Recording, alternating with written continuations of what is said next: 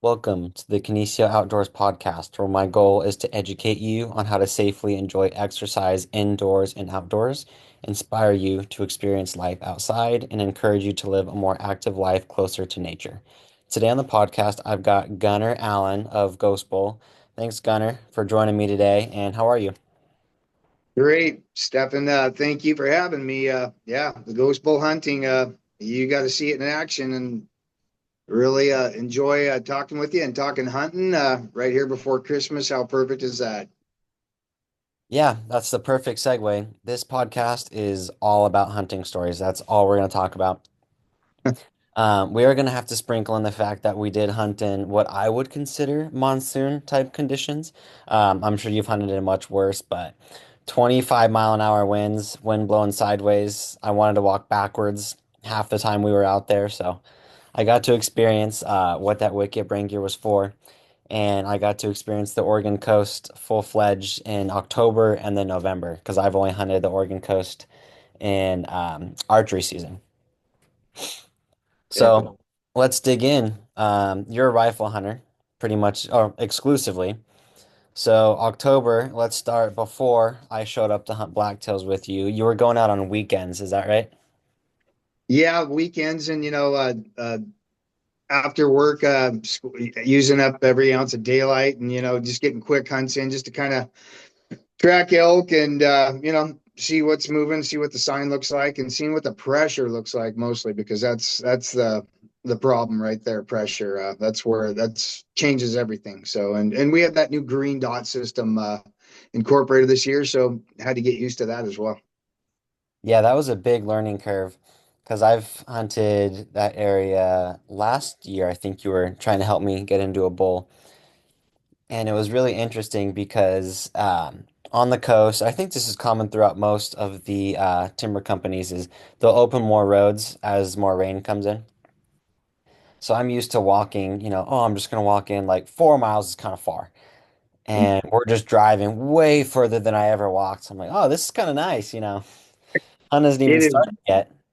Yeah, it's definitely a luxury. I hike that entire circuit of road system all year round. I mean, shit, we'll have 20-mile days and 26, I think is my max, but it is a luxury to be able to drive, freaking 8 miles in and start your hunt rather than hiking that 8 miles in just to start the hunt. You're obviously hunting your way in when you're hiking in, but it definitely was a game changer and very thankful to have it.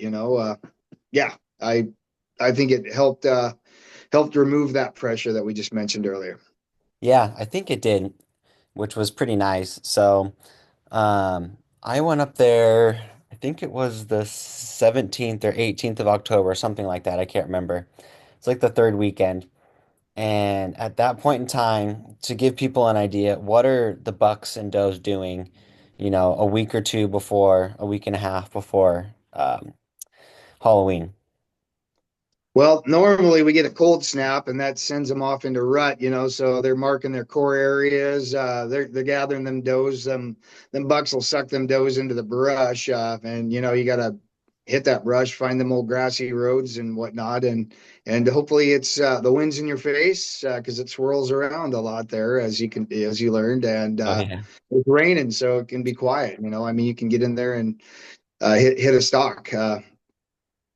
That's the best results right there is having rainy, shitty weather after a cold snap. But they're kind of pre-rut activity and starting to see rubs, starting to see more sign, more movements.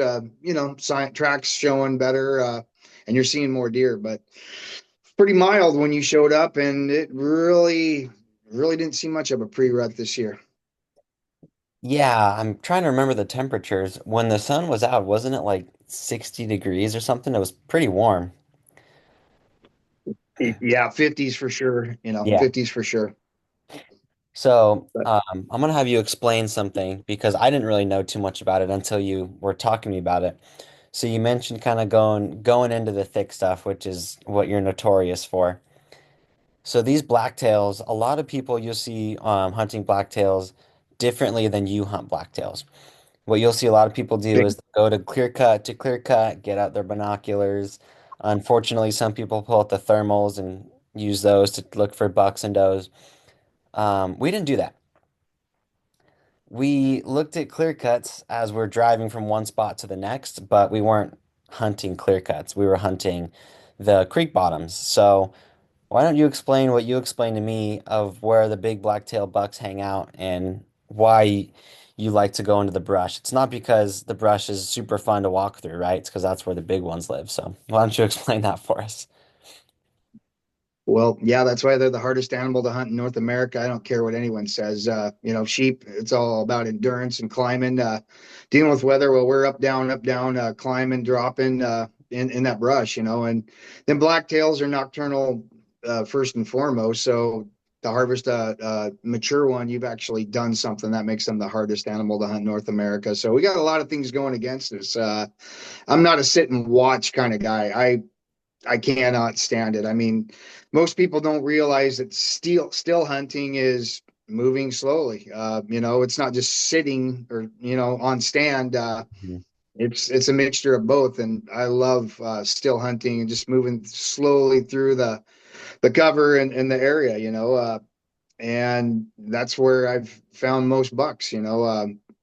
My God, they're off the beaten path. Sure, there's the clear cut hunters that are sit there and watch an ear move or a tine, flash, wet tine flash in the rain, or whatever movement. Da da da. I just good for them. That's the way they do it. I got to be moving and I got to be covering some ground. So I love them crick bottoms. Grandpa and dad, they've always crick bottom blacktails, boy. Find them benches. So that's what we do. And you're dropping in and getting away from people, getting away from the road system, finding deer that you didn't see. You have an idea due to track or sign that are there, but you don't know what the hell that animal looks like till you're standing there looking at them. And it's the element of surprise, and it's fun. It just it's the unexpected, and I absolutely love to hunt that way. Yeah, it's a lot of fun. And to give some explanation, so we knew we were going to hunt together, and I had one long weekend to hunt deer with you. Yep. So I gave you the task of put me on any legal deer in this unit where we were hunting. It was a spike, any buck. Yeah. And you were telling me, oh, well, we'll find you something bigger than a spike, but I let you know if I see a spike, you're gonna have to pull me out of the gun because I'm a shooter. I had never shot a blacktail before, hadn't shot a deer in a couple years, so I was pretty excited to have the opportunity. Plus, it's just fun to hunt with you. It's really fun to hear the stories because you've hunted that area for, gosh, 50 years now, something like that. Just Coming up on 50. Yeah. Yeah, just going around. So that's just super fun. It's super fun to hear all that stuff. So I got in Friday night, got a hotel room with the girls, and we'll do a little side note here. If you've got a family, so my wife and my daughter's two and a half now, if you can bring them on your hunting trip, I definitely recommend it. But here's how I did it. I brought them on the hunting trip, and then I told my wife, I don't care what money you spend. Go have fun with your friends. Go stay with your friends. Do whatever you're gonna do. I'm gonna go hunting. And she was totally cool with it. She picked me up Monday morning. She told me about her trip with her friends for the next like 3 hours, and it was awesome. She was super happy. So then I quickly told her about my deer just because I was excited. And then the rest of the way home, we did normal stuff. So that's the way I was able to pull this off is I brought my wife and daughter, told them to do whatever they wanted, and that's what we did. So that was awesome. That is awesome. So Friday night, get in after dark, and Saturday morning, I think right at first light, you popped over. And for those that don't know my wife, she's pretty awesome. She's pretty supportive. She goes and gets breakfast, and she goes, "You think Gunnar wants something? I'm just gonna get him something." So you show up, you're like, "All right, cool. I missed breakfast, whatever," and boom, burrito right for you. So great That's way to start the beautiful. first morning hunt. You And got a great wife there, man. That was awesome, and I oh, was thankful. she's a gem for sure. So I think that first morning we went to a spot where we were trying to get them transitioning from feeding in a clear cut to go into the creek bottom, right? Wasn't that the plan? Yeah, they're not always necessarily a quick bottom up and around them as well. We weren't dropping in, but yeah, catch them before they bed. Definitely, they're feeding to their beds. So Yep. So after doing that, and what's nice about hunting with you is you hunt all day and you kind of have like, okay, we'll go A, B, C, D, E, F, G, and you've got so many spots. And the whole time we're talking and having a conversation. So I actually learned a lot about blacktail hunting. And we only hunted for, what is it, like a day and 3/4 before I got that deer. yeah, So yeah, pretty we're much. going and we're talking weather and wind and temperature and behavior and hunting pressure, just trying to get them all figured out. And we go down a decently overgrown road. Yep. We pop out where we looked for a bear last fall. And we're looking, and you're like, okay, I don't see anything, which I didn't either. So I just sat down. I was like, we just walked, 3/4 of a mile to get down to this old landing. I'm just gonna look. And I think I looked for maybe like 3 or 4 minutes, right? And then I saw that deer. That was a hell of a spot, man. 719 yards 19. away, Yeah. we saw one deer, and we couldn't tell what it was. Way too far for a shot. Well, thanks to this drive-in access, we drove around the backside of this mountain with, was it a spruce, a giant old spruce? Yeah, there's some. They were left as seed trees, and yeah, they were spruce, definitely. And back to that 719. You were looking at that, thinking that you might take a shot because you have the caliber and you're I could have confident. made the shot. That's far. And I said, "Bullshit! I can get you closer than that." So we went around and got you to about 30, and then you went in. Yeah, that was kind of cool. So the way this hill was is there was Christmas trees, and they were probably 12, 15 feet tall. They're pretty tall. Yeah, reprod, Yep. definitely. Yeah, Doug fir and hemlock, and lots of Yeah. stickers placed in there too. Yeah, that was interesting. So I'm sneaking through, and as we're going over, I didn't see antlers. 719 yards. It was head was kind of in some brush. And Cascara. yeah, and you're telling me that's a buck. I can just tell by its posture. I was like, Yeah, okay. posture, acting like a buck. You study them and watch them. You can definitely tell. So knew that was a buck. Don't couldn't tell you what his antler size was, but knew it was a buck. And hey, we had to go for it, right? Spot and stock. So before we move on, explain the body posture. Because after you explained it, it made sense to me as somebody who's seen quite a few deer. But explain to me what you saw to let you know that it was a buck for those that maybe don't have that experience. Well, if you look at them, you can always you start at the outline, right? You can see characteristics, colorations, but stance and behavior definitely told me that was a buck. So I don't know how to explain it any simpler than that, but it's just about being out there all year round. There is no off season and studying the hell out of them, right? Well, one specific thing you said, I'm going to drag this out of you. Go ahead. You said does don't stand really tall and postured up Okay. and just stand and kind of look around. Yeah. That was one big thing that you said. And as I've, all fall, after that, I've been thinking about it, and I've never seen a doe just stand there postured, like kind of calm. The only time I see a doe standing there looking around with a posture like that is they're looking to try to figure out what something is. So I've seen them look at black bears, look at other deer. I've never seen a doe just stand and do that just by herself with nothing going on. And that was a big thing that you had mentioned was that posture, that really like upright posture of that deer. Yeah, you can tell a lot by their behaviors. I mean, does are they might be standing there not having a clue you're there and just feeding and obviously looking checking the wind looking around them trying to maintain their safety and security but Yep. yeah, posture, I mean that was a buck, you could obviously tell. So So we drive around and now we're on the backside, and that deer was probably over 3/4 of the way up the mountain. It was pretty close to the top. yeah. And we had three dead trees as my bearing. Yep. So as we go over there, we knew it was thick. So coincidentally, I put on my rain gear because that stuff is really nice to walk through that kind of thorny stuff with. So slip that on. Plus the brush was all soaked. And we're walking the road. I find a trail and I dive off. And then I think you went around the other side of the hill, right? Yeah, I went to the backside and right on the tree line before it dropped. So onto that bench there and found them cows. But you went in a route using that the bearing of those trees. You had the wind right in your face. It was perfect. So yeah, those are the moments using that wind, moving like a deer. Hmm. So it's not so alarming. I mean, sure they're going to be on stand or what am I, looking at and guarding themselves. But yeah, you just move like a deer, and next thing you know, you slip right up on them. So Yep. And as I'm walking in, those that don't know, the trails have spider webs across, blackberries across, um, salmonberry. I've got the fir. I've got all these needles, and you've got ferns crisscrossing across it. So if you can find a trail and that stuff, you know it's a really, really good trail because I mean plants there grow insanely fast. It's incredible. yep, So I'm walking and I see droppings and beds, and I see really big clumped up droppings, which a lot of people say is from a buck. yeah.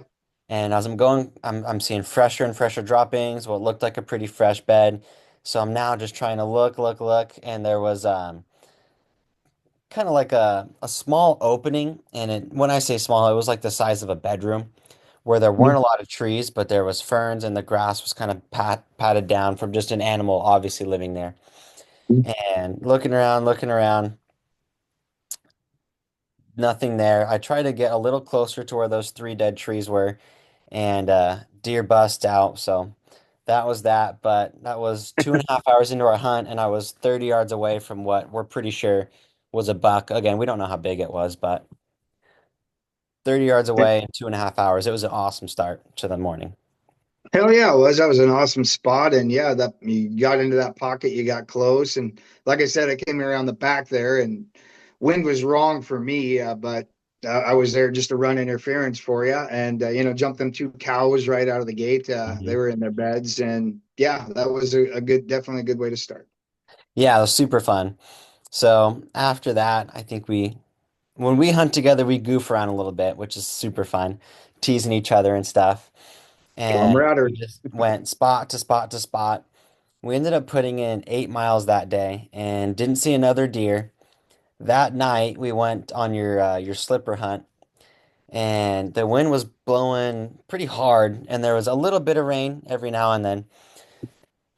And just sitting there was cool because we were sitting in a spot where you had does patterned that they were coming out in one specific trail. Yep. And that And little fork and yep, yep. And the thought was the buck might be just right with them. Well, does didn't show up, so that was the end of our first night. So now we have a day and a half left because Monday at noon my wife's picking me up. So yep. go back, camp that night, had a good dinner. It rained really hard that night, if I recall.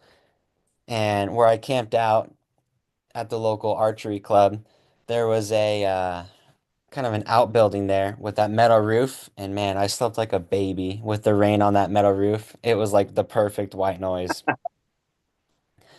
Nice. So next morning, you grabbed me, and I think the first place we went to was Heaven, right? Yeah, we drove out to Elk Mountain and Yep. hiked in the back end and dropped into Heaven there, and it was a desert. I mean, there wasn't squat for sign anywhere, elk nor deer, and all the while we're any place we look or any place we go, we're always thinking of elk because that's upcoming, right? That's the beautiful thing about hunting blacktails, this Hmm. over the counter general season. You got 30 plus days and you get to do your elk homework and really hope to dial it in, for a starting point when your season comes. So, yeah, we went to Heaven and there was not squat for sign in that place, which is unreal. Yeah, that was unfortunate. You could tell it looked like a good spot. That might be the first natural meadow I've ever seen on Mhm. the Oregon coast. It was pretty cool. You could tell there were some old like summer trails it looked like you were saying, it had grown up quite a bit. And what was the number you said? Trees grow 4 feet a year or something like that? Here on the coast with our soils, our sun, and the rain, 4 to 8 feet. Yeah. And So, you told me that last year when we were looking for that big bear, and I was like, yeah, okay, whatever. I firmly believe it's at least 4 feet because some of the spots we were at last year, I went back this year like, oh, this would be a great spot. We'll be able to see, and it's for sure taller than all deer in 1 year. Yeah, It's absolutely incredible. perfect conditions, and yeah, unbelievable, perfect habitat. It's Hmm. got it all, And if I was a bow hunter, I would hunt that area heaven big time. Oh yeah, it's a super cool spot. Really far back, so if you're a bow hunter, you'd have to bike in pretty far. That was a super fun morning hunt, though. We got to walk around, and again, more stories, more goofing around, teasing each other. Wish we would have wore rain bottoms that day. We were pretty wet on the bottom, Uh, but we just wore the jackets. is that what we did? Oh, you're right. That is what we did. Yeah, Yeah, that's exactly what we did. So, did that one and went over to another spot for a quick. I think we went down to a creek bottom for the next spot. We did. We did go down to a creek bottom, actually. I remember now because we ran into, what was her name? Dee? yeah, D. Yeah, Yep. we parked on the other side of the mountain, and we wore our full sets of rain gear that time because we knew. We were And hiking it.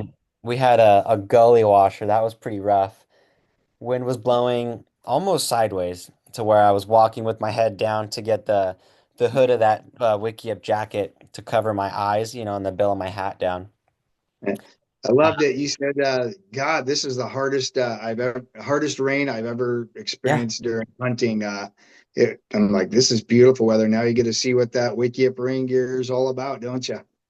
yeah, I definitely did, and I was really thankful for it because I actually stayed dry, and I was surprised, not because I didn't trust your gear, but I mean the rain was blowing sideways and I'm holding my arm up to hold my gun. Well, that neoprene cuff kept my arm dry from the rains, running down my arm. Ran into D. She's awesome. She's a Yeah. patrol for the property. And keep going. Then we went down to a creek bottom, scouting for Dropped elk into and that looking for timber. deer. Yep. Yep. That was cool. We went by someone's old bear kill that they couldn't find, unfortunately. I think we looked at the Yeah. arrow or something. Did Yeah. that. So now we put in, I think it was about 8.5 miles. And we were both a little tired. We did some pretty good hiking. While we were down in that creek bottom, the rain really picked up on us, remember? And the creek rose like maybe a foot. It rose a lot. Turned And to we, chocolate milk here quick, and then yeah. yep. Yeah. So we were like taking a running start to actually jump across the creek to get out, which was pretty cool. It Yeah. was totally part of the adventure. Rain gear kept us dry, which was nice. And get back to the truck. It's bluebird skies, like 50 degrees. It was beautiful. Yeah. New deer would be moving, and Yep. our out route, I originally wanted to take you to the 25 and drop down that creek further, crawl up a draw there, and hop up in that bowl and come out the 25. But we said, yeah, we're not seeing much here. And remember, there was someone had killed a little buck, a young buck on Yeah. there, clear cut. So let's get the hell out of here. We went up, we just took that out route, came up Mhm. that other spur, and that was some thick shit. You got to see again what that GhostBull Hunting Wiki Up Rain Gear is all about too. You just go, you punch through the brush. We aren't trying to be quiet. We're just trying to get out of there and capitalize, get to our next hunt. Don't got time to baby your gear. Yeah, that was rough. At one point, there was a blackberry vine thicker than my thumb, which blackberry vines do get that thick. Just go on the coast, you'll find them. And it Full ran girl. across my neck. And I'm so glad I had my hood up because if I didn't have my hood up, you might have been helping me, take care of an open wound because that was pretty rough. Yep, got back to the truck. I think we stopped by your parents' place quick, said hi. I think we gave him that Gonzaga shirt. I got your pop. Yep. Might have been the day before, I can't remember. I think it And was the day before. okay. Yeah. And we we're trying to find something to do before the night hunt because we had a good plan for the night hunt. And we talked to old Don Floyd, and we're just driving just to see pressure and stuff. And this was probably an hour after the rain had stopped, and we You knew see. the deer were going to come out and feed. It was about Yep. 1,500, 1,500. And yeah, the deer were going to probably get up and feed. They're probably hunkered down in all that rain and whatnot. And Yeah. that's another bonus about going through reprod in those conditions. You can kick one right up and get on them if you're quick enough and Yeah. shoot them. So, but Yeah, yeah, killing time before our next hunt. exactly. So we're going, telling stories in the truck, go to the end of the road, turn around, um, go back where we saw it was a doe and a yearling, I think is what we saw. No buck with them. And someone else that was on the road, they went uphill, so we just kept going back. And every once in a while you tease me off and on, and sometimes you actually get me. So all of a sudden you go, "Oh, there's a deer," and we're like 35 yards from the tree line. I'm like, "There's no deer. I would see it if there was a deer. It's not far away." And then you stop. So I'm like, "What are you doing?" And you go, "Oh, it's a buck. There's your buck." Yeah. And I'm like, as fast as I can, like a fire drill. Jump Yeah. out, try to get my gun out. Get the gun out, walk to the front of the truck, and I'm like, "This, I can't see it. Like, are you really messing with me right now? Because it'd be kind of funny." And take one step back, still looking, and I see the face. So, Whitefish. yep, white face. Turn around, take one step off the road, shoulder the gun 35 yards frontal, put one right on the inside of the front shoulder, and kind of crisscrossed it. So exit would have been near the back leg. And then deer drops. We're like, oh, that was cool. And then it tries to get up again. I'm like, okay, if it's trying to get up, I'm going to shoot it again. So when it does that, the onside leg goes forward, put the bullet right behind there, and buck's done. Yep. So just like that, we put in about 17 miles in a day and 3/4, not even 2 days. And we see a buck 35 yards off the road. And that's how I get my first blacktail. Yeah, your wife said you better come home with deer meat. She said She you said better come something home. better die this weekend. Yep. And hey, you're a man of your word. You took care of it. So So that was cool. First blacktail, yeah. Uh, easy drag out. It died in such a pretty spot too, with the alder leaves over it and stuff, and the kind of shade there. The creek bottom was just behind us there. Super pretty yep. spot. North Clacton. Yeah, you Yep. were down in the McCoy. We were down in the McCoy there. So yeah, a lot of deer in that area. Creek bottom Yeah. blacktails. And you And weren't then picky, so no, I wasn't. you And Bill Perkins got a buck a week or two later, just right up the hill from where I got mine, right? just yeah, down the road a little bit, right on the corner That's where right. you spotted that doe and fawn right Oh, there, a that's little right. Yeah. fork. So you had to cruise. You had whatever's left of that day, an hour and a half of light, and then whatever we had available in the morning for light for before your wife picked you up. So yeah, and I laughed my ass off. I loved it. You were joking, talking about your family, and you call them Wisconsin 11 points in Montana. There, I love that, man. That was that was hilarious. So Yeah, I guess we can explain. If second you haven't seen, check out Gunner's Instagram and mine now. It's on there. I got for a blacktail, it's a pretty big spike. And yeah, it looks like a nice little field post. So we called it the Wisconsin 11 pointer. I'm one. happy with it. No part of me is like, oh, that's too small. I'm happy. First blacktail. Super fun hunting with you. Hanging at Don Floyd's place. Next morning, we go out because you've still got a deer tag. And we went and checked, I think we checked two spots, right? We went to your slipper hunt first thing, and then we crossed the street. We call it the street. We crossed the logging road. Yep. Um, and went down an old spot. I think Bill got his bull there last year, right? Is that where we went? God, yeah, yeah. Yeah. We were across from that. We went down the boat spur, and that's where you That's picked up right. that shed. Yeah, So so we're going down, and for those of you that always have a gun, if you have a friend that still has a tag, just go with them. Because going out with somebody that has a tag and you just get to walk around, it's so nice. You don't have your pack, you don't have your gun. It's so much easier to be quiet. It's so fun. We're sneaking around. Yeah, I saw a little spike elk shed. That was pretty cool. Never found a spike shed before. that was And awesome. jam back to Don Floyd's, cut up my deer, put it in a little ice chest. Got it done like 2 minutes before Bridget pulled up with the baby. She pulled up, gave you and Don a bunch of cookies.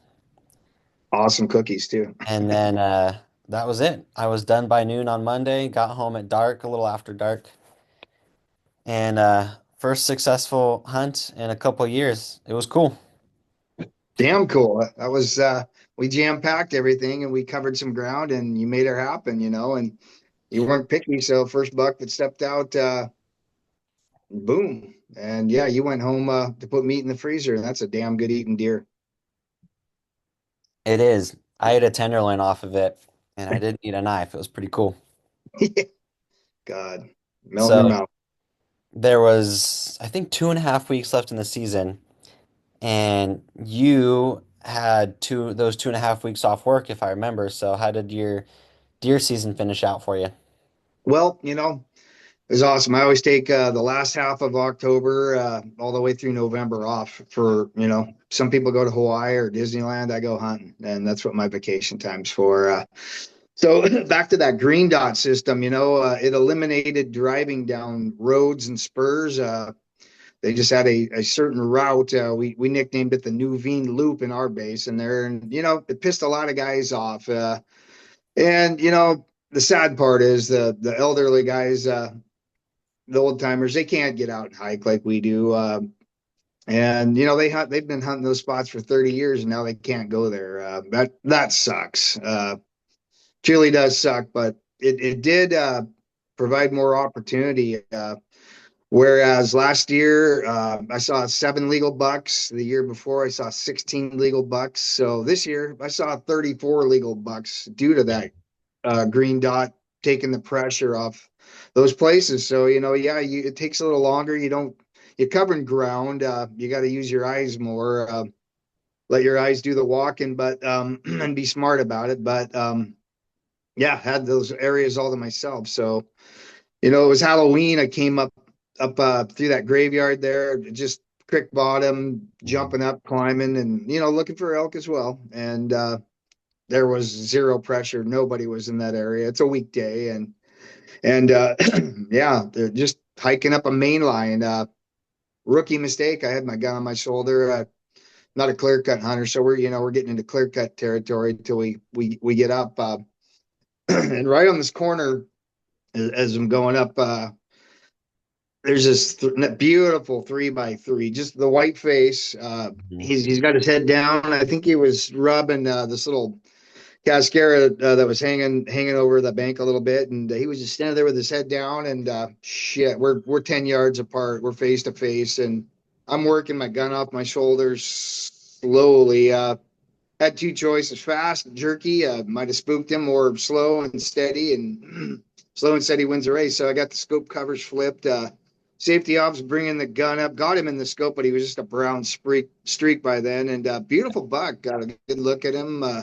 Chocolate three, chocolate antlered 3x3 with eye guards. A dandy buck, swollen neck, and yeah, a nice buck like that really doesn't give you a lot of time. And I honestly wanted to shoot that guy, but the rest were smaller bucks, and yeah, it was nice to see 34 deer. So that's a huge Yeah. jump up from 7 in the previous year. So I'd say it was good hunting, and yeah, found that 6x7 bull ghost bull that I really wanted.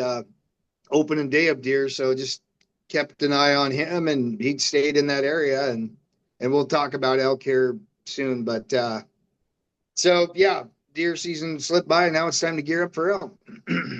Yeah, and I had a first season tag, which is 4 days, and then you had a second season tag. 4 days of go hard. 4 days of Yeah, what? yep, of go hard, man. That's Freaking the guys right. playing in the Super Bowl don't have anything on us elk hunters. So with that one, I was originally going to give myself just the weekend, and then after dark on Sunday, I was just going to drive home. It's like 7 hours home, so I would have been home like midnight, 1 o'clock, and then go to work on Monday. So that was my original plan. With teaching, I was a little ahead of schedule, and you and Bridget were like, just take a day off. Just tell your class you're not going to have class on Monday. It's fine. So I had this plan. I was going to do that. I pre-wrote a message that was scheduled to send at like 9 a.m. on Monday for an 11:15 start time for class. So I was all ready to go. Drove down. I was pretty pumped. I was staying with you, so that was just gonna be more fun. And get to the elk hunters. You call it the ball, the elk hunters ball Friday night. Yep. Yes, I made it there just in time for amazing food. We had, let's see, Bill made his chowder, right? His, was it salmon chowder or clam chowder? It was a halibut chowder. It was Halibut chowder, that's what it was. traditional. Yep. It is awesome. He does a great job. Yep, we had halibut chowder. I mean, there's homemade garlic bread.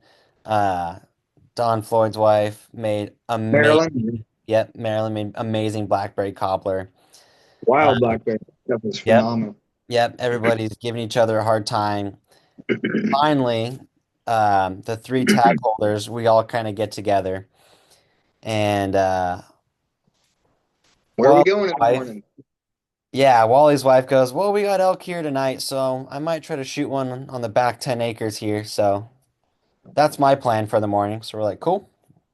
So then it's me and Maddie and Bill and you, and we're like, okay, we know there's elk here. So Bill and Matt saw elk. It was a herd with two legal bulls, right? Yeah, but at 2 p.m., 1400. Yep. Yep. Yeah, and that was right by the Tank Dugan Spur. So the plan was that Matt was going to go and walk through the middle of that kind of big saddle, and then I was going to go around the backside in case they had fed over to that side. So first light, we get to the gate, and we were not the first cars in line. Number 4 or 5, I I can't think it remember, was but five. that's pretty standard on opening day of first season elk. Yep. Yeah. So we're number five. Gate gets opened, and we were both frustrated. First car pulls off like right away. We're like, okay, good. That helps. So now we're number four. Then another car pulls off. So now we're number three. And then these two guys, two cars, I think together, just go way uphill. And we went from being frustrated. And I remember specifically telling you, like, hey, God has a plan. If we're meant to go there, we're Yep. meant to go there. And it was like a minute later, those guys pulled off uphill. And we were like, whoa, like we're number one in line now. So we get there, park, and then white truck comes up like 2 minutes after us and parks. And we're like, is this guy trying to come and hunt this spot? And who popped out? Oh, it was Terry, right? Terry. Yeah. Terry pops out Yeah. and he goes, yeah, I don't have a tag. Do you guys mind if I help you guys spot? And we're like, yeah, cool. And then Bill and Matt pop up. So we had to wait till it was about light. We had our plan and we split up. So you and me are going to a spot that I had archery hunted. I had seen some spikes there in archery season last year, and we have hunted there a few times together, so I kind of knew what was going on. And all of a sudden, you get a phone call. I'm like 5 feet away from you, and I hear Bill go, "Hey, I got a legal bull," and he said some other things, and I heard legal bull, and I'm 2 steps going, and then you hang up, and you go legal bull, and I'm like, "Yep." So I'm going. I'm You're walking already good. as fast as I can. I wasn't trying to run because I wanted to keep my heart rate down because I didn't know where the bull was. And get back to Terry's truck. He left his keys in a spot so we could use it if we needed to. And me and Matt lock eyes and we're like, yeah, Matt got the call too. So we jump in the truck and I go, look, Matt, Bill's your dad. The legal bull's yours. It's, your dad found it. It's your bull. And Matt's such a nice guy, man. He's like one of a kind. He goes, I've shot quite a few bulls. You should shoot it. And then he finally goes, have you shot a bull before? And I go, yeah, I've shot a couple bulls. So he's like, okay, well, we'll see. Maybe I'll shoot it, maybe not. So we get there and we're looking, and there's these three elk feeding through this reprod, and they might have been like 15 feet tall trees. They were pretty tall there. And Yeah. just a butt, and then you'd see a head over here, and then a butt over there, and they're just kind of moving through feeding. And we see that one's a bull, and it's kind of a framed out bull, and we want to confirm you have to have 3 points or more for this unit. So we're looking, and I'm like, I can't shoot it. I just don't know that it's a legal bull. So Matt's kind of moving Funny. in, moving out, trying to sneak in, and he bumps these elk down the hill a bit. So now he drops back in the truck, drives way around this whole thing from the bottom, starts walking up the bottom, and I see finally three spikes in a line, and they just kind of walking across. 150 yards, so I'm like, okay, there's not a legal bull there. Maybe Bill's wrong. Maybe the bull slipped through. I don't know what happened. The bull could have laid down there, right? There could have been a legal bull that just laid down. I don't know. So Matt's sneaking across, and he's pretty light on his feet. He snuck into 75 yards of those bulls, kind of feeding across the hillside. And he goes, "Yep, no legal bull." So that spot's done. So now we're driving to the next spot, which is a spot that you wanted to go to first thing. Originally, yep. And that's where Yep. that frustration came from because there's no way in hell I thought we'd even have a chance to get that spot that we I started, know. you know. So So lucky. uh, we did. But anyway, on to the next spot. Yeah, which was cool because I've hunted elk quite a bit, quite a few seasons. I had like five maybe. And opening morning, I've got three spikes in my scope. Like, that's awesome. What a great start to elk season, right? So I'm pumped. Yeah, Even though it wasn't legal, I'm excited. So yeah, we're driving, and you and me are discussing where we're going, what our plan is, and Bill and Matt and Terry, they're going to go somewhere else. And then we get a phone call from Bill. He goes, "Hey, you guys should probably come back here. You drove right by an elk." And we're like, yeah. "Okay, yeah, no problem." So we turn around, and of course, Bill gives me a hard time. "Oh, that elk's on your side. You should have seen it." So we turn around and we park Just where Bill happens to told be us Whiskey to. Canyon, big country right there. And I'm not a road hunter, so I don't, fuck, I'm just trying to get to the next spot. But anyway, keep going. Sorry. Well, it's 700 yards away. And Yeah. when we parked where Bill said, with our eyeballs, we could see that it was an elk, right? Yep. But those Christmas trees, they were probably 12, 15 feet tall Christmas trees. There were some hemlocks. And we're like, yep, that's an elk. Throw the binos up. We're like, yep, that's a bull. Pretty sure it's legal. Well, we're 684 yards away, something like that. Yep. So we're like, okay, no one's taking a shot here. So me and Matt are there. And again, Bill spotted it. So I'm like, Matt, that's your bull. So we devise a plan. You guys stayed up top. And me and Matt are going to sneak down, get even elevation, but we're going to cut the distance in half or more. Yep. So we didn't really sneak down, we just kind of walked down. And as we're walking down, we're about to turn down the spur road that you can't drive on. This truck with some guys kind of goes by. We give him a quick wave and, didn't think anything of it. Get down, get to our spot. So now we're like, okay, where's this bull? Because it's totally different. We're 30 degrees different location. We're closer. We're Yep. not above it anymore. We're even elevation. So finally we see it. Matt sees it. Matt goes, "All right, so you gonna shoot it?" I was like, "No, it's your bull. If it's a legal bull, you shoot it." And he goes, "No, it's okay. You can shoot it. So, you don't have to tell me twice." So here we are, like 9:15, 9:30, Yeah. and it's kind of feeding through these Christmas trees. I'm like, "Okay, I see it. Now I don't. Now I see it. Now I don't." And I've never communicated so well with somebody right after I met him. I just met Matt the night before, spoke for like 5 minutes.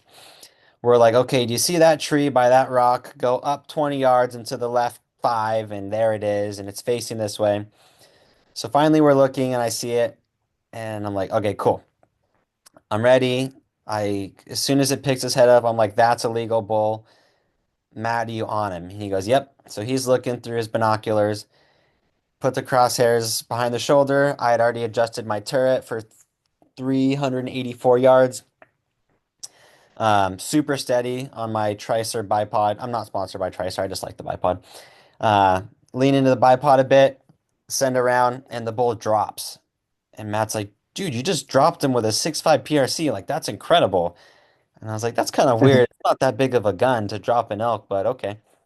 So we're watching for maybe like 5, 10 minutes. And then downhill, maybe like 30, 40 yards, an elk pops out. And Matt's like, I think your bull is down below.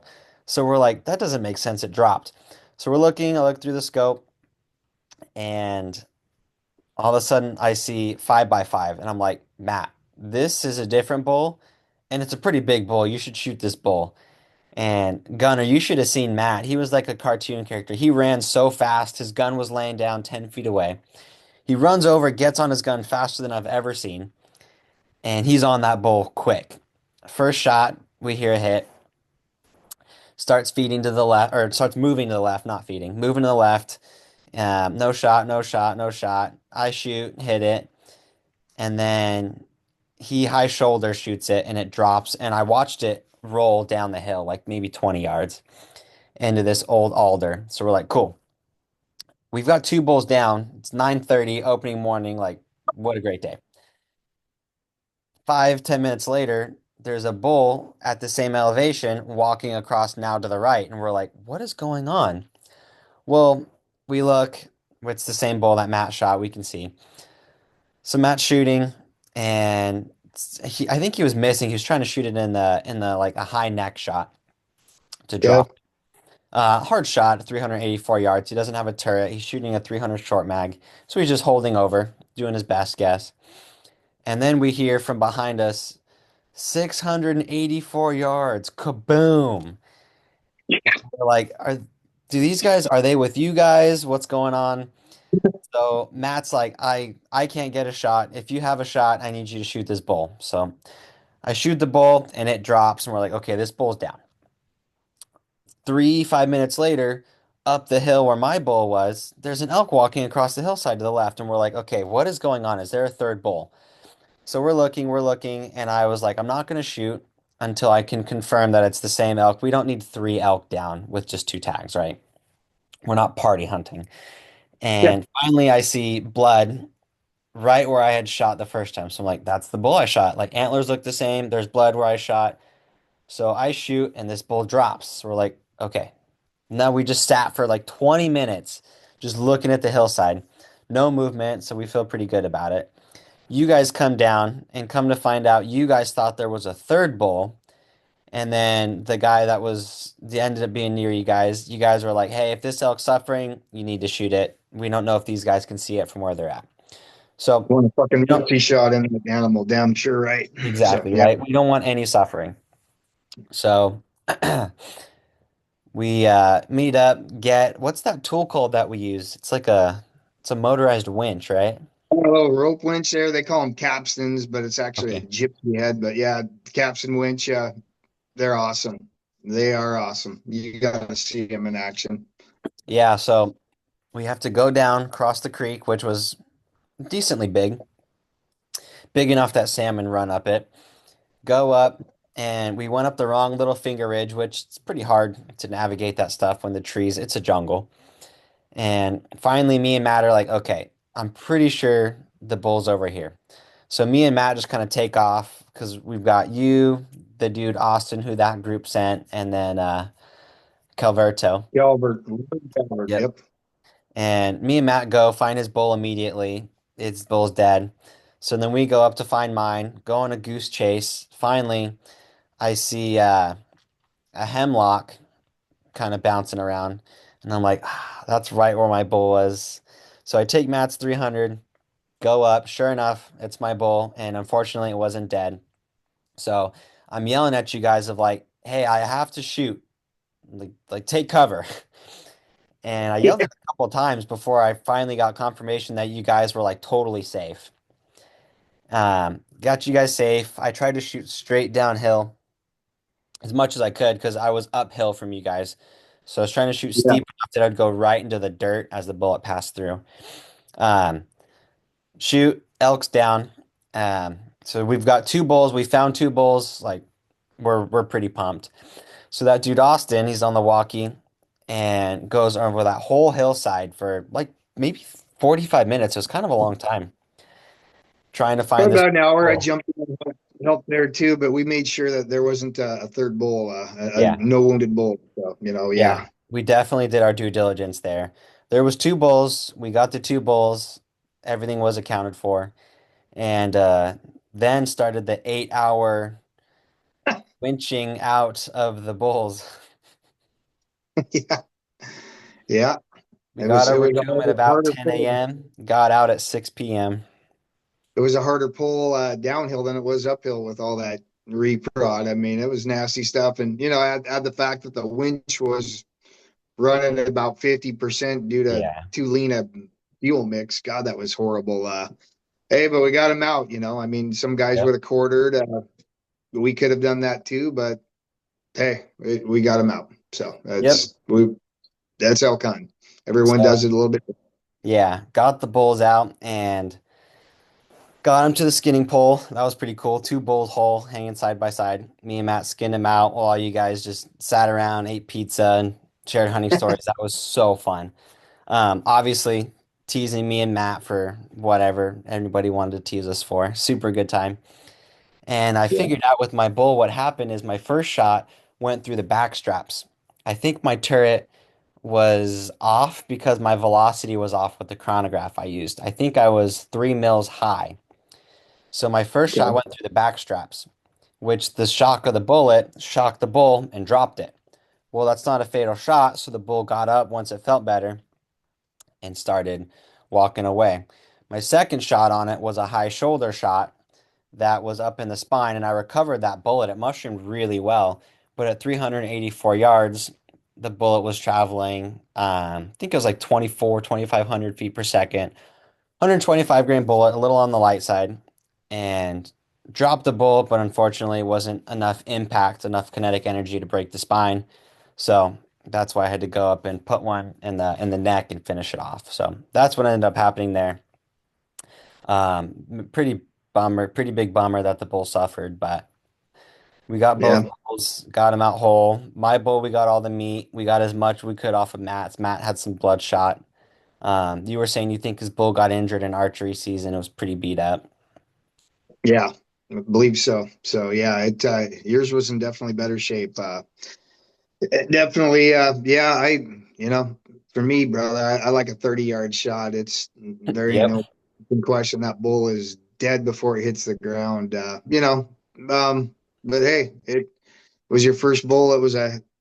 You got to taste the experience, and that's what it's like around here first season. It's crazy. You got to see people driving up and inviting themselves in, and I was glad to have the extra hand with that Austin kid Yeah, coming he was down. nice. And and that's a big canyon. That's Whiskey Canyon. It's I like a little closer, being down in it and working that creek bottom and up and down them ridges. Rather than just straight across the ridge with a longer shot. But that area holds some animals. And what John Wall tell you when he first pulled up? What the fuck were you guys thinking? Oh, Wally. And Yeah, that was so funny. And I notice he know, right? notice I'd he never wasn't been down down in there. there helping pull. But yeah, that's pretty rugged country. That was honestly the hardest. That's the longest it's ever taken us to get an elk out. You know, or two elk out rather. We've Yeah, never pulled two at the same time, and yeah, it worked. That's you do what you got to do. Beats the hell out of those other crew that got their bulls. Took two out opening day. Shit, they were done at midnight. It took them 23 hours to get their elk out. that's crazy. So 8 hours, we got them beat, and not sad about it whatsoever. Yeah, it That worked out. it sure So, did. It was an experience. Yeah, you did good, man. A black yeah. on the first Rosie. I won't forget that. Yeah, first Rosie, I definitely will be back for sure. We'll just see when. So the rest of that season, you went out and helped your brother and his kids, right? Your nephews try to find some bulls because the next Saturday, your season opened, right?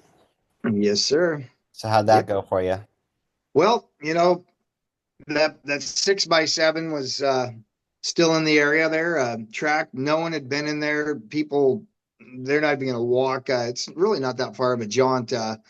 Aren't going to walk in. That people don't leave their rigs. And I'm not disrespecting or saying anything bad, but yeah, people don't get too far away from their rigs. It's Yeah. just whatever. We're all on the same team. Again, I'm not disrespecting or saying anything bad. So I had the fortunate I mean, I had the whole place to myself. I was worried about that. And that bull had stayed in there. And Hmm. so I get there and, I'm walking in the dark and pussyfoot on up and drop in. The wind's perfect in my face. And That bull is right there in that reprod. He's just right below me. And I'm guesstimating by sound bearing and judging. He's about 25 yards away from me in that reprod. He's cracking and popping, and his tracks everywhere. I know it's him, and I'm stoked. So we got to be patient, and we got to hope he makes a mistake and outsmart him. Well, I sat there. He bedded down. I sat there till noon, and there's that thing like, okay, something's gut feeling saying, yeah, just sit here, but shit, there's other places to hunt. There's other bulls. Yeah. Maybe I should have stayed there, but I didn't. I got moving. I went on my other hunt, and yeah, we covered some ground, and Wally and Don, Bose and Don there, they got a bull, a together bull, a 50-50 bull, I guess we call it. And it turns out Wally's the one that put the kill shot in it. So it is Wally's bull. And yeah, that was uh, down in a little draw there, and same type of country, reprod and nasty, and not as far down, 400-yard shot, and 338 Win Mag, and then a Hmm. 300 Remington Ultra Mag, and again Wally's the one that put the kill shot. So Yeah. they're telling us they got a bull down. I'm looking for that 6x7. I heard the shots, and we go to help them and meet up, and that was easy. I mean, they took good bearings, walked right to the bull. Bose and Don guided him right away, and we hooked him and rigged him and winched him up to the landing. And that green dot again, it sucks. You got some for that, no, the good old days. You could just back right up and load it in the truck once you got him to the landing. But oh no, we got a lot of winching to do just down a grade, just like we did when we got Yep. yours and Matt's bulls to the landing. We had to winch them up that spur, But so thank God this one friend of Sir Bill Perkins. He had a buck cart, but it wasn't just your standard deer size cart. It was a little wider and heavier duty. So yeah, let's give her a whirl. Unfolded it, set it up, snapped it together, and whatever. And that whole bull fit on that cart, and it's just gravity, man. We Yeah. wheeled that thing right down to the gate and slid it off the bank right into the pickup truck. Back to hunting. They went to the skinning pole and we went back hunting. So it was good. Got on some elk uh, later that evening, and I dropped into the Little Bear, and I mean, it was raining like hell, and the milk were feeding downstream, and they were going. I didn't spook them. I didn't see them. So you just got to move with them and to hope to catch up with them. And ran out of daylight. That's hunting. Thanksgiving Day, spotted a couple bulls there, rags, about half a mile away, and through this old creek bottom, this old road system. Jumped in and crawled through the stickers and everything, and raining like hell. Weather's in my favor, perfect, and just never did catch up with them bulls. They dropped down into a drainage, and I was hoping to meet up with them and cut them off. Never did. That's elk hunting. 7 days goes quick, and a lot of bulls made it. I saw a dandy there last Sunday, and he's a baby ghost bull. Yep. You know, just a 5x5 looking head on, and he's got three kickers coming off the back left, which makes him an 8 on that side, and then one kicker off the right backside, so makes him a 6x8. Neat bull, just compact. He's got some good genetics, and he's one to watch. So few years he'll be a dandy. Yep. We'll be looking for that boy's sheds, and keep an eye on him. That's what we do. I mean, you only had 4 days to hunt. You guys did great. 7 days, 3 extra days. It goes quick. I wish we had a whole month, but Yeah. hey, that's that's elk hunting, and I wouldn't change a thing. I mean, it's the elk are there, and you give it hell. You do everything you can, use every ounce of skill, knowledge, everything. Time is time. It goes quick. So we're lucky we had the weather this year too. We had some good rainy weather for sneaking and getting into some of them spots that no one's gonna touch, and they Yep. hold elk. They truly do. But it's just you and the animal, and it's a whole different ball game, and I love it. God, I love it. I can't wait to do it again. So So that's our Oregon recap. yeah, You saw a lot of bucks, a decent amount of bulls, and the crew, which I am very fortunate to have been a part of, so thank you for that, did pretty well. Three bulls isn't too bad. not bad at all. Loved having you down. Yeah, you fit right in. Everyone, you're welcome in this elk camp anytime. People thought of you as family, so you got an elk family here, brother. I think it helps that when people make fun of me, I usually laugh if it's funny. Yeah, the shit giving, it goes both ways. So yeah, don't you Yeah. don't stand there and take it just because you're the new guy. Yeah, give it right back. So Uh, that's why it fit in. I only do that to Bill and Bose and Don, Yeah. just because I know them a little better. Yeah, that was a lot of fun. We definitely are gonna have to do that again. We'll have to work it out now Yep. that the second baby's on the way and my parents' property and my new state. I've got a lot of hunting that I need to sort out so I can maximize it and make sure I'm still a dad and an Yeah. employee and Yep. a husband. Yeah. But it was a lot of fun. I'm really excited about that. Heck yeah, it was great having you with us in both animals, both species there. So you did Yeah, they were good. both first for me this fall. This is again another podcast, but I got my first blacktail, my first rosy, and my first whitetail. So pretty cool. How the Big. hell do you beat that, man? That's that's awesome. So Yeah, you it was did, pretty great. yeah, yeah. You guys are eating good. You did well. You're a provider, man. Your girls Wow. are taken care of. Trying to, yeah. Well, thanks for hopping on here, Gunnar, recapping your hunting season. Hunting stories are the funnest things to talk about. We could talk all day about hunting. And they last for years, so That's they're right. always good. Yeah.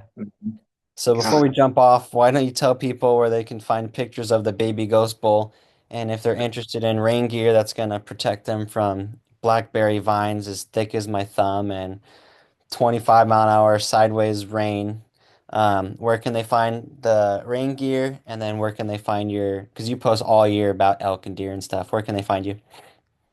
Well, obviously, we're at www.theghostbull.com, our online store. We're there and available 24/7, 365. So find us there. I'm easy to reach. DM. A lot of local folks know me and call me Yep. or text. So happy to meet them. I'm happy to drive to meet people. I meet folks in Portland, Vancouver area from time to time. Been as far south as Tillamook, and hell, I'll drive to Olympia if you want to meet up there. It's pretty much most family friendly circle that I can drive, otherwise order online or we can do something different. But yeah, and best damn rain gear on planet Earth. We just got a big Wyoming out of Coda, Wyoming guide and outfitter. I'll let you guys know a little bit more about that later, but he really liked the gear when my cousin went over and killed a big bull. Because it has the waterproof ballistic nylon in the seat there, and for Mhm. saddle he's worn all the other brands and they don't work, they wear out. So he's really stoked on him there. Andy bought him a set and gave him some cash for a nice tip, and the dude loves him. So we're in Wyoming now, and Montana and Alaska, Canada. We're getting out there, Yep. Idaho. but find us on social media as well. Pardon? I said you're in And Idaho too. Idaho, yeah. Yep. Yep. Roger that. So Well, the thanks again for Panhandle. jumping on. I can vouch for Gunner's personal touch. The first time I met Gunner in person, he made a point to meet my wife, say hello to her, shake her hand, get her name right, ask her how she was doing. Our daughter she was like 6 weeks old, maybe 5 weeks. And you were just so kind to just look in and tell my wife how good of a job she did making a cute baby, because obviously I didn't contribute. And yeah, you're just a really kind person. Our friendship started out because I bought one of your Biddle shirts, and now we're going hunting together. So that's the kind of person you Hell yeah. are. If you want to support American made, really solid built gear, I would recommend GhostBull. Yeah, you got to see what it's all about, didn't you? I did, yeah. Unfortunately, I got to see my hands had blackberry thorns in them for 2 weeks. Yeah. And I gotta give you accolades there too, because Corey, I guess Corey did it up in Alaska on that moose hunt. But hell, you were wearing them rain gear that day you shot your bull all day in the rig in there in the shit next to skin, man. Most people they got a base layer on underneath, but it didn't bother you a bit. You said it was comfortable, and holy smokes, man, that's impressive. I got to give you credit for that one, man. You're a better man than I. I think it's because I have long leg hair, so it's like an insulating layer. There you go, man. Whatever, but you're a badass for going next to skin under rain gear all damn day in some shitty conditions. Oh, That's very impressive. that's kind of you. Thanks. On that note, because no one's ever going to call me that again. Thanks for the compliment. We'll end this podcast here. Thanks for listening, everybody. Remember, if you're not moving, get moving. And if you are moving, keep moving. And we'll catch you on the next podcast. Thanks for listening.